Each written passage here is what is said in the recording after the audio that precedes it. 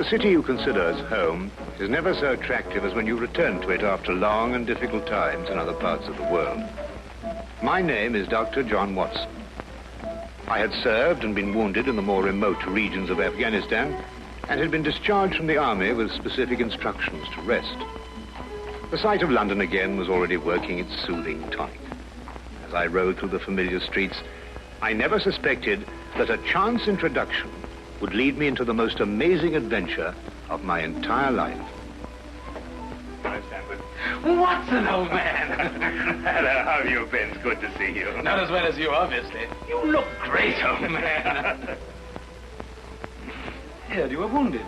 Well, it could have been much worse. Sit down. Care for a drink? No one. Good. Well, what are your plans now? Got nothing really at the moment. I'm looking for lodgings. Trying to solve the old problem of comfortable quarters at a reasonable price.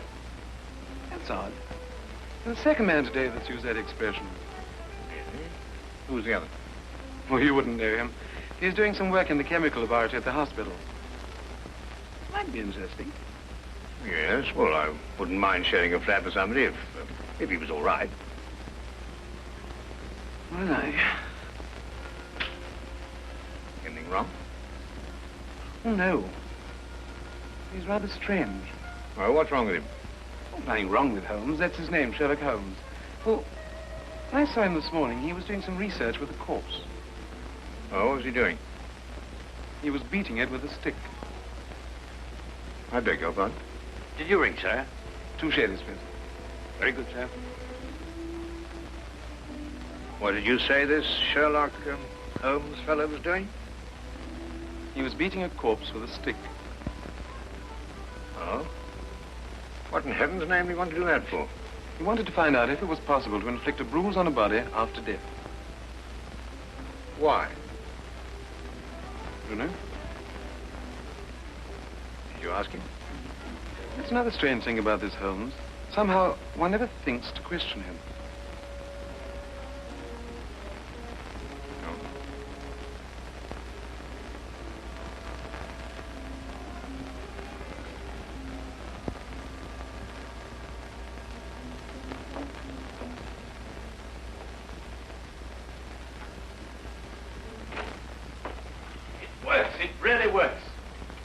You've just entered the greatest chapter in the history of forensic medicine.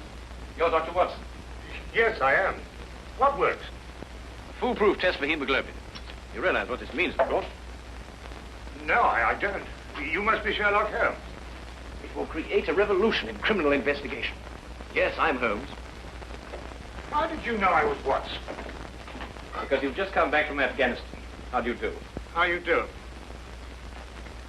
How did you know I'd just come back from Afghanistan? Well, it's written all over you. The problem has generally been that a man is suspected of a crime months after the crime is committed. Then when they find bloodstains on objects of clothing, they can't be sure if it's blood, mud, or rust stains. But this solves the whole thing, of course. Oh, of course. Of course. Stamford told me you're looking for someone to share a flat you'd found. You know, if this test had been in existence a year ago, it would have meant that von Bishop of Frankfurt would most certainly have been hung. And that goes for Mason of Bradford, Muller, and O'Fay, naturally. Naturally. Who are these people? Did you know, I'm delighted to meet you, Watson. I think you'll like the flat. It's in Baker Street, by the way. Oh, we could pop around this afternoon and have a look at it, if you care. Yes. Oh, yes, rather. I'd like that. Good. Did you mind if I play the violin? No, go right ahead. No, I don't mean now. I mean when we're sharing the flat. Oh, no, of course not. I like a bit of good music. Oh, good. I'm afraid not very good. Oh. Tell me, Holmes. Yes. How did you know I just got back from Afghanistan? Well, it's obvious. Now, that's what you said before. It isn't a bit obvious. You're a doctor, that much we know.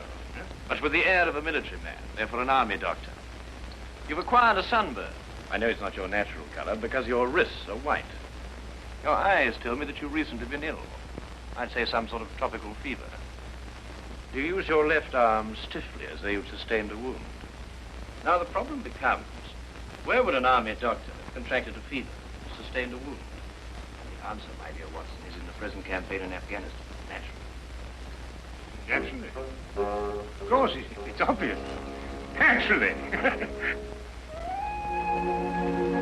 Weeks examined the rooms at 221B Baker Street that afternoon and promptly moved in on the following day.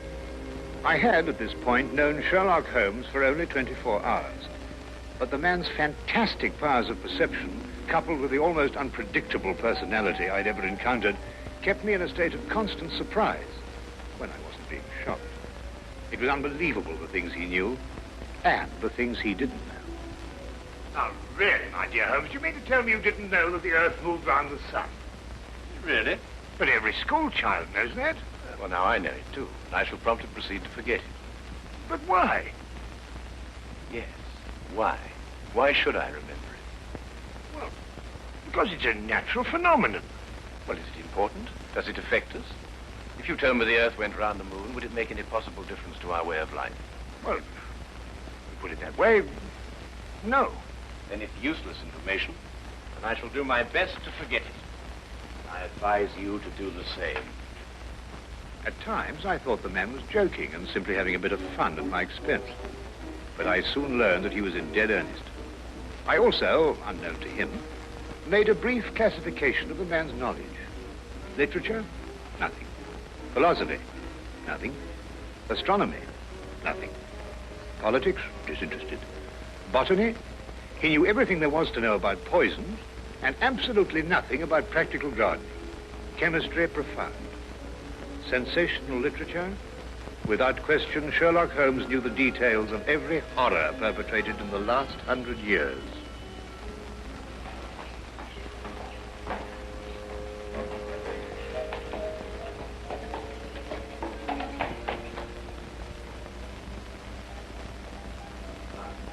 I believe we have a visitor. Really? Who's coming here? I believe so. I would also say he's a retired sergeant of Marines. Oh, you know the man? I've never clapped eyes on him before in my life. Well, in that case, that's one of the wildest statements I ever heard. How can you possibly guess he's a retired sergeant of Marines? You've never seen him. A guess, my dear Watson. A calculated deduction. Yes, he is coming up here. Do you mind if I ask him his profession? Oh, by all means. Now, where did I put my violin case? Hmm? Oh, it's over here. There you are. Ah, my old friend. Come in. Excuse me, gentlemen. I have a message here from Mr. Sherlock Holmes. Thank you.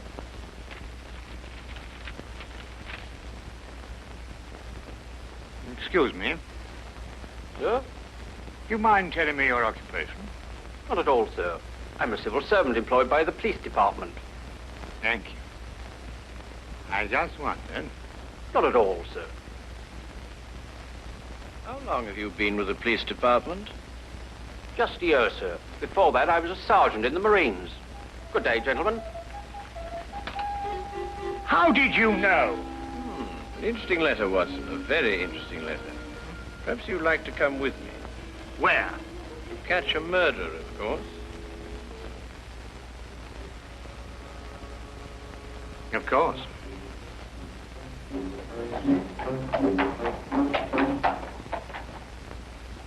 How did you know that that man was an ex-sergeant of Marines? Who? A messenger from the police. Oh, yes, the retired sergeant of Marines. That's what I said. Well, there's nothing mysterious about such observations, my dear Watson, but unfortunately, when explained, they lose their romantic order of mystery.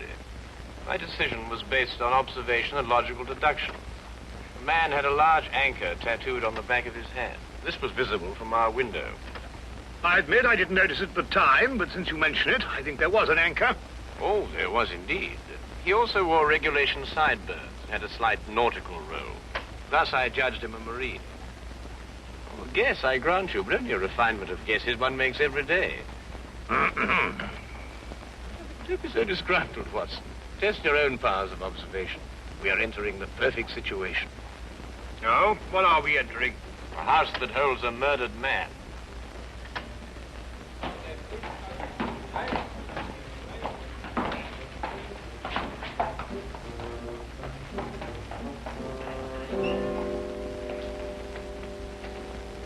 Is Inspector Lastrade inside? Yes, sir. May I have your name, please? Yes, Sherlock Holmes. This is Dr. Watson. Oh, that's quite all right, sir. Inspector Lastrade gave instructions to admit you. Oh, good. Oh, by the way, has the body been removed? No, sir, but the medical examiner's just gone. Oh, thank you. Let's hope they haven't moved things about too much. The police forces of the world seem to have an organized science of messing things about. Oh, I wouldn't say that, Holmes. Now then, move along there, everybody. Move along. There's nothing to see today. I don't know. I swear I don't know. I tried to help him. Don't you believe me? I had to do what I could. It was instinctive. Instinctive for a woman like you to commit murder. That's not true. You know it's not true. I know you hate me, but you can't believe I'd do a thing like this. Yes, I can, and I do. Please. She's a murderess. You know it as well as I. She murdered your brother. It's a lie. Yes, it's a lie. Your entire story's a lie. The relationship you had with my son was a lie. My son's been murdered. This girl's a murderess. Why she did it, what her motive was, I don't know. They were engaged without my blessing. I can only be grateful that she gains nothing by her crime. Your duty now is to convict her. Just a moment, please.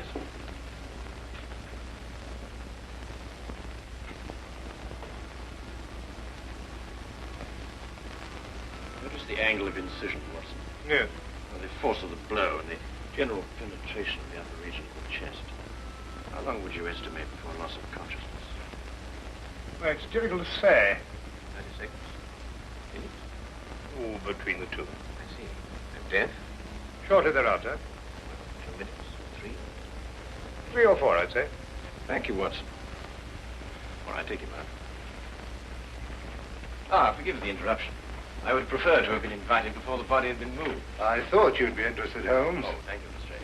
Well, may I introduce my friend, Dr. Watson, Inspector Lastrade of Scotland Yard? How do you do? How do you do? So you're completely stuck, eh, Lastrade? What do you mean? Well, you thought I'd be interested. Why don't you admit it? You're in a jam. Magnificent cabinet work, don't you think? What you say isn't exactly true, Holmes. I've done you a favor. This is an interesting case. Of course, there are 1 or 2 unexplained details, but I don't believe it'll be long before we're What's clear. your principal problem? There's no motive. I found this girl with a knife in her hand. My brother lying dead on the floor. I found Peter on the floor. I tried to help him By stabbing him? by removing the knife. Anybody would have done the same thing. I love him.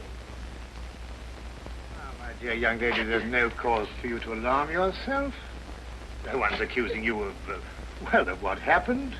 This would be a clear-cut case if only she had a reason for murdering him. There happened to be a policeman outside the house during the murder, and he said that no one came in except her. Well, what about the others? Who benefits by her death? Well, no one. The estate was left in such a way that if he died before he married, everything went to charity. My dear Inspector Lastrade, he didn't die before he married. This young lady and the man whose body was carried out of here have been married for at least a week. In the event of his death, I imagine everything passes to her.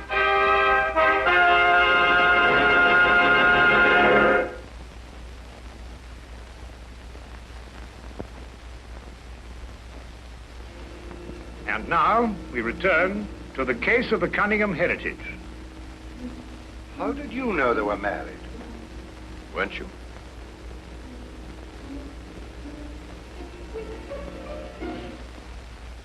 Yes, a week ago. Then you do benefit by my brother's death. You're his heir. I don't know if I am or not. I only know I didn't kill him. I swear I didn't. Where were you married? We went down to Brighton last weekend. Well, why didn't Peter say anything about it? I don't know. He asked me not to say anything, so of course I didn't. I'm afraid, young lady, I'll have to ask you to accompany me to headquarters. I understand.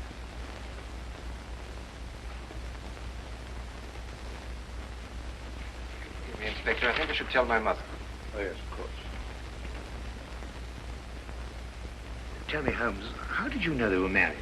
Well, the man's hands had the remains of a sunburn and the fading marks of a narrow ring, but not as yet that indentation of the finger a ring generally leaves. A weekend in the sun at Brighton explains the whole thing perfectly. I didn't notice these things. Yes, I know. The young lady's hands were also sunburned, and to the same degree. Then the case is solved. Yes, it would appear so, wouldn't it? What are you looking for? How do you see that? What? Here, use this. Why, that's only the cut in the carpet. Yes, but it's a fresh one. Yes, but what does it mean? That's a good question. You'll stop looking for clues now, Holmes. Ah, you've solved the case then. Completely. Oh, splendid. Seems this girl had a record. 9 months in the woman's prison in Holloway, from the 21st of February, 1892, to the 21st of November, 1892. She was employed as a governess and convicted for stealing £300 from her employer. It's quite true. I knew you'd find out sometime. I made a mistake 5 years ago, but I paid for it. But Peter knew all about it before we were married. I never tried to hide it from him. You didn't know what else you had in mind. I had nothing else in mind except that I loved him. I'm afraid I must ask you to go with the office on this. Rather, madam.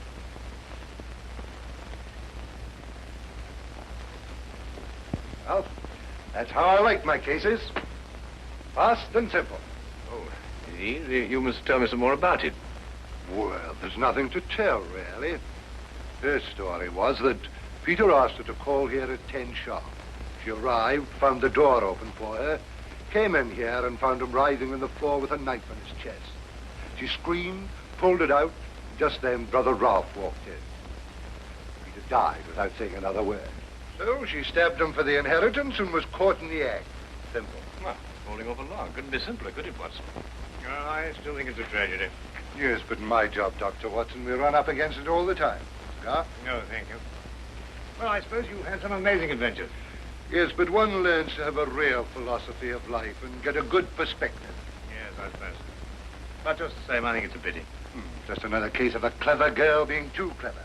For a clever girl who intended to murder her husband, he certainly chose the most stupid possible way to commit the crime. What was that? Well, what's this? Checkbook. Oh, amazing deduction, Lastrade. Look. So Peter Cunningham drew a check for £1,000. 6 weeks ago, and 5 weeks ago, and 4, and 3, and 2, and that's all. Well? They're drawn to cash. Well, I don't get your point. He was a very rich man. Well, it's a great deal of cash. It was his own money. I suppose he could do what he liked with it. You may have hit the proverbial nail, Lastrade. Now, look here, Holmes. You're trying to start something that just doesn't exist. So, do you think so? I have a great deal of respect for your opinion, Holmes. But your trouble is that you can't leave things alone. If there isn't a mystery, you have to make one, or you're not happy. You're right, I'm not happy. There are marks on the carpet indicating a struggle. The man whose body was carried out of here was over 6 feet in height. If he had struggled with the girl who had left here, I don't think he'd have lost. She surprised him. Oh, but he was expecting her. That's her story. I'd say she sneaked up on him. What, had stabbed him in the chest? How do you sneak up on someone and stab him in the chest, Lastrade? Now, look here, Holmes. You're trying to start something, and I just won't stand for it. That girl's a jailbird, and she's guilty, and she's going to hang. And that's the end of the case. I see Inspector Lastrade is up to his usual mental gymnastics, trying to hammer square pegs into round holes. Well, Lord, it's been a great pleasure meeting you, Inspector. I warn you to keep away from that man, Holmes, or you'll be insane in less than a week.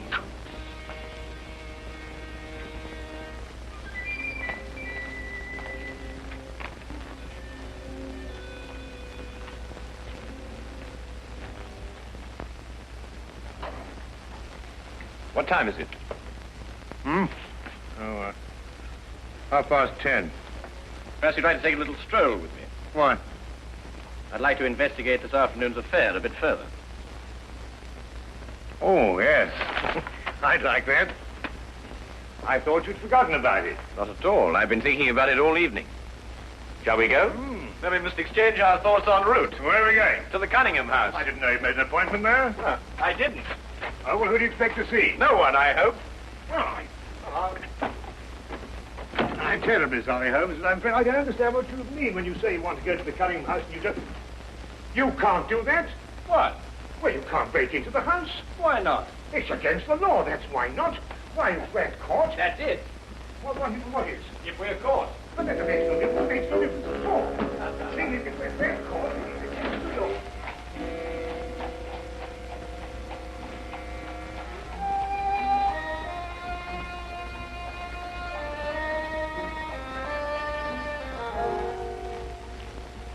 quickly now. But look, Holmes, we can't... Come on.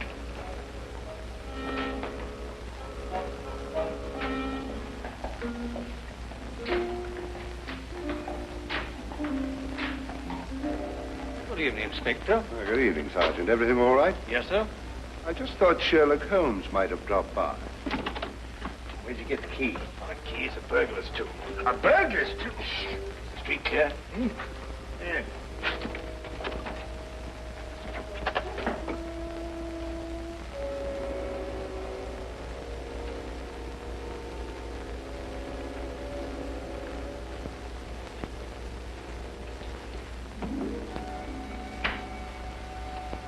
How do you know he's out? Because I had a spy watching the house. Go through that cabinet. What am I looking for? Oh, papers, bank statements, anything to indicate passage of money from Peter Cunningham's account. Go on.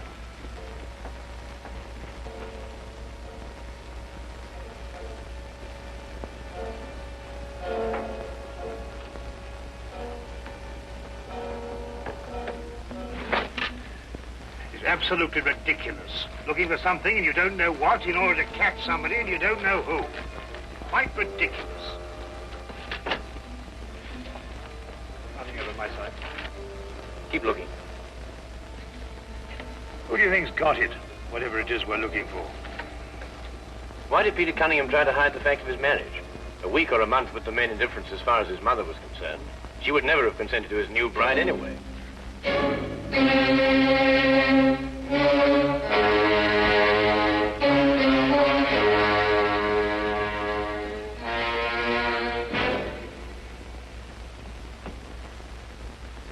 He married her to prove to me that my blackmail wouldn't stop him.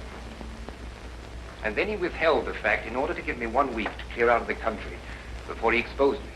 The money he paid you went to buying up your promissory notes. I was being pressed, Mr. Holmes. My brother's engagement to a jailbird gave me a perfect opportunity to extract a little money from him. In fact, if he hadn't been such a bullhead, it would have gone on for quite some time. A jailbird, as you put it, makes the perfect murder suspect. Perfect, Mr. Holmes. And you and Dr. Watson make perfect burglary suspects. When I report your death to the police, they can't possibly blame me for defending the sanctity of my home.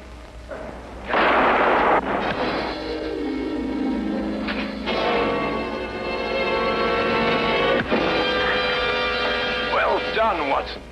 Oh, I could have done a bit better, only it was my bad shoulder.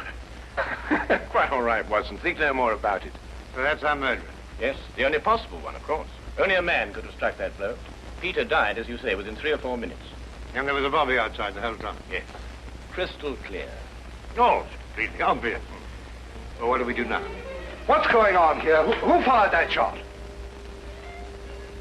We will sit with the good inspector, and with the aid of our evidence, a bit of logic, and a few simple diagrams, we will endeavor to convince him that night follows day and that 1 and 1 inevitably makes 2.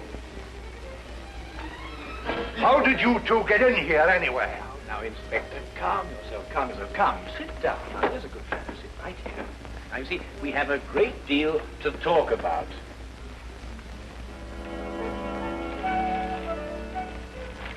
Also present with Inspector Lastrade was Dr. John Watson and a personal friend of the inspector's, Mr. Sherlock Holmes. This is ridiculous. It's fantastic.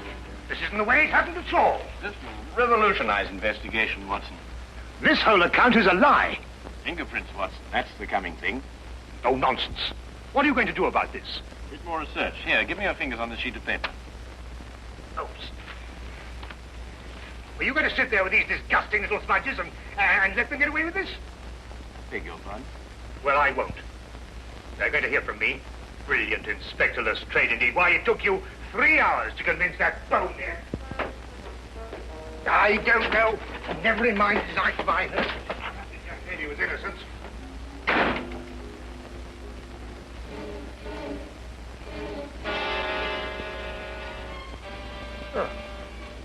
I wonder if he got more than a shoulder wound in Afghanistan.